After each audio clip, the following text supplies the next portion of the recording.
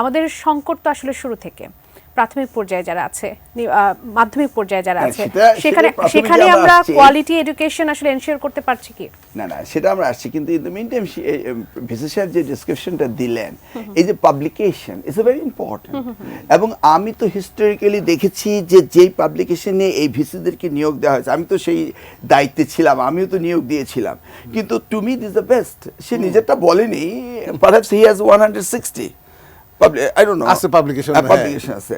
তো এটা কিন্তু best of the best selection করেছে। এখন অ্যাডমিনিস্ট্রেশন বলে হয়তো বা অনেকেই অনেক কথা বলতে পারে, বাট যেটা বললো যে গভর্নিং বডি, সেটা নিয়ে ভাববার বিষয় রয়েছে, অ্যান্ড সিরিয়াসলি ভাবতে হবে তাদেরকে, কারণ এই পলিটিক্যালাইজ করার দরকার নেই, কারণ তাদের তো নিজস্ব অ্যাডমিনিস্ট্রেশন রয়েছে, তারা এদেরকে সুপারভিশন করতে পারে, তাদের টিম রয়েছে, এটা নিয়ে ভাবনা করতে পারে। আমিও এটাকে মানে অপশনটাকে দেখছি। এবার আসি আমাদের শিক্ষা ব্যবস্থাটাকে।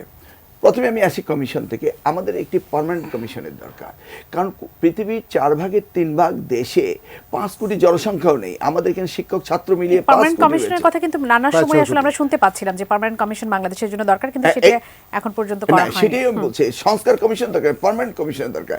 বিষয়টাকে আমাদের বুঝতে হবে যে আমরা এখন আলফা জেনারেশন, জেনারেশন জি, বা আমরা যে আই জেনারেশন 1901 থেকে 1927, বা বেবি বুমারের যে আমরা রয়েছি, এই it's a completely all difference.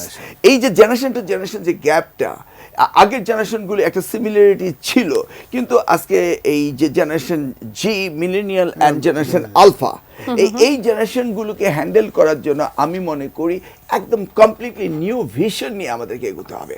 সেই জন্য নিউ ভিশনারি এই শিক্ষা কমিশন আমাদের থাকতে হবে, যেটা বিগত দিনে আমরা মন্ত্রণালয়ের দায়িত্ব পালন করার সময় আমরা কনসালটেন্ট নিয়োগ দিতাম কোথায়, ক্যামব্রিজ, নিউজিল্যান্ড থেকে, ইংল্যান্ড থেকে। This is not working at all. এখনকার যেমন আমি একটা ছোট্ট কথাই বলে ফেলি, আমার বাসায় একটা ছেলে আসছে, সে টাইলসের উপর কাজ করে। আমি তারা জিজ্ঞেস করলাম, তোমার বয়স কত? 24। তুমি টাইলসের কাজ করে নতুন ডিজাইন কিভাবে দিচ্ছ? স্যার মোবাইল ব্যবহার করি। আমি তুমি না বললে তুমি লেখাপড়া করোনি? স্যার করিনি, 5 পর্যন্ত পড়েছি। তাহলে he knows how to send the text, he knows how to use the internet. এই যে generation, this modern generation, artificial intelligence use করছে, তারা ইউজ করছে।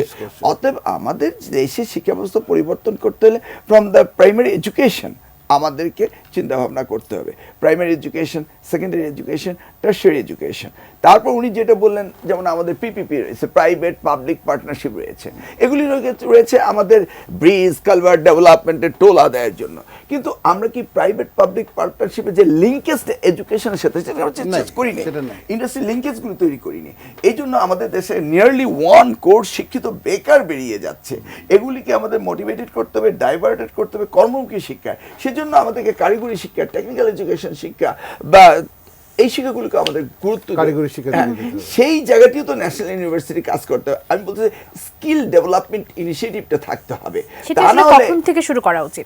সেই জন্যই তো আমি বলছি যত দ্রুত সম্ভব এমন একটা শিক্ষা কমিশন থাকতে হবে parallel to the education ministry.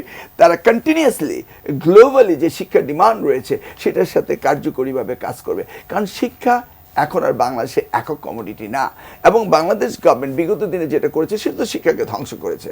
But this is the time we must start a new generation with new education, with new system, যেটাকে আমরা পৃথিবীতে অন্যান্য দেশের সাথে তুলনামূলকভাবে একত্রিত করে আমাদের কাজ করতে হবে। আজকের দিনে একটা ছেলেকে যদি বলা হয় সে চ্যাট জিটিপি থেকে পেপার লিখছে, সে আর্টিফিশিয়াল ইন্টেলিজেন্স ব্যবহার করছে, যেগুলি আমাদের সময় আমরা চিন্তাও করতে পারিনি। শিয়া বাটার ও ভিটামিন ই সমৃদ্ধ lily glam beauty soap. Lily, always beautiful. এখন সেই গতানুগতিক ধারা থেকে বেরিয়ে আসতে হলে আমাদেরকে নতুনভাবে চিন্তা করতে হবে, এবং এডুকেশন রিফরমেশনটাকে আমাদের খুব সিরিয়াসলি দেখতে হবে।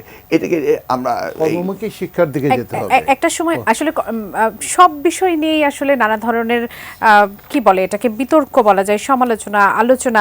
কখনো বলা হচ্ছে যে মুখস্থ বিদ্যা ক্রিয়েটিভিটিকে ধ্বংস করছে, আবার কখনো বলা হচ্ছে যে মুখস্থ না করলে তো আসলে বেসিকটা তার তৈরি হচ্ছে না। আমি সেটা না, আমি বলি যে আমার নতুন করে চিন্তা ভাবনা করার কিছু নাই। যে সমস্ত দেশগুলো এডুকেশনে ভালো করেছে, Japan, south Korea, Malaysia, Singapore, আপনি তাদেরকে একটু ফলো করেন, দেখেন না তারা কিভাবে তারা কাজটা করলো, তাদের যে কারিকুলামটা সিলেবাসটা দেখেন। আমরা যাতে আমরা বিগত সময়ের অভিজ্ঞতা আসলে কি বলছে? তারাও তো বিভিন্ন সময় না, আসলে বলেছিল যে তারা- আমরা বাইরের সাথে মিলিয়ে আসলে বাইরের শিক্ষা সাথে ব্যবস্থা মিলিয়ে না, পরিবর্তন আনছি, তারা- এবং সেটি তো আসলে ভালো কিছু না, হয়নি। তারা যে বাহিরটা বলছে সেই বাহিরটা একটা বিশেষ বাহির।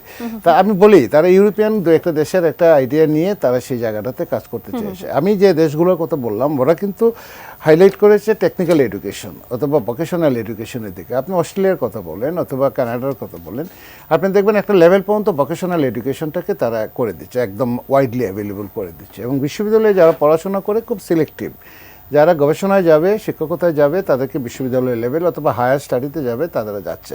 সবার জন্য বিশ্ববিদ্যালয় না। এখন আমরা কি করেছি, যত্রতত্র অনার্স মাস্টার্স স্কুলে আমরা বসে আছি যে আমাদের অনার্স মাস্টার্স ডিগ্রি লাগবে। যে জন্য আমরা জাতীয় বিশ্ববিদ্যালয়ে আগামী শিক্ষাবর্ষ থেকেই আমরা কিন্তু এক ধরনের সংস্কার কাজে হাত দিয়েছি।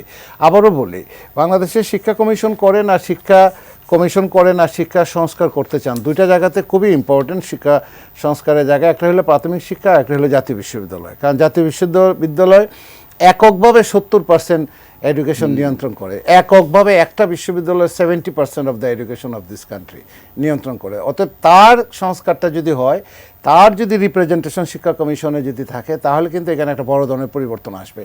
এখন আমরা যে প্ল্যানটা করছি, আমরা নেক্সট ইয়ার থেকে চালু করার চেষ্টা করছি যে অনার্স মাস্টার্স সে যা করতে চায় করবে, বাংলা পড়বে, হিস্ট্রি পড়বে।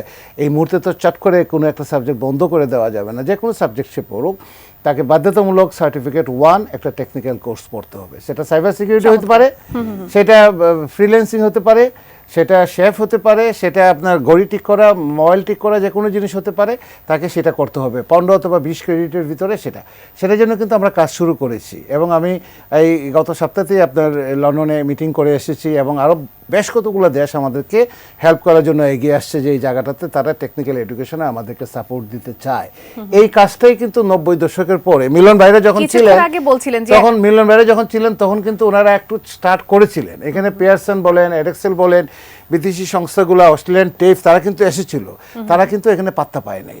যে কোনো কারণে হোক তাদেরকে কিন্তু আমরা এখানে আমাদের কাজে আমরা বড় বড় প্রজেক্ট করেছি সংস্কারের জন্য। আপনার প্রাইমারি শিক্ষার যে বিষয়টি জাতীয় বিশ্ববিদ্যালয় শুরু করলো, আপনি কিছুক্ষণ আগে বলছিলেন যে যত্রতত্র গ্রাজুয়েট আমরা পাচ্ছি, 1 কোটি শিক্ষিত বেকারকে আমরা পাচ্ছি, সেই সমস্যার সংকট মানে সমাধানটা কি হবে? জাতীয় বিশ্ববিদ্যালয় যেটা শুরু করছে বা আরো কত বিস্তারিত হবে সেই সমস্যার সমাধান হবে? এই মুহূর্তে 100টা বাচ্চার ভিতরে 72টা ছেলে মেয়ে আমাদের চাকরি পাচ্ছে জাতীয় বিশ্ববিদ্যালয়ে। বিআইডিএসি যে গবেষণা বা অন্যান্য যে গবেষণা আছে, সেখানে বলছে যে 28% চাকরি পাচ্ছে না। সেটা সঠিক না, 28%-এর ভিতরে কিছু না কিছু কাজ তারা করছে, কিন্তু যে পরিমাণ কাম্য চাকরি দরকার বা যেখান থেকে তার একটা বেস্ট আউটপুট আসতে পারে, আমি ইভেন 72% যদি, সেটা কিন্তু আসছে না।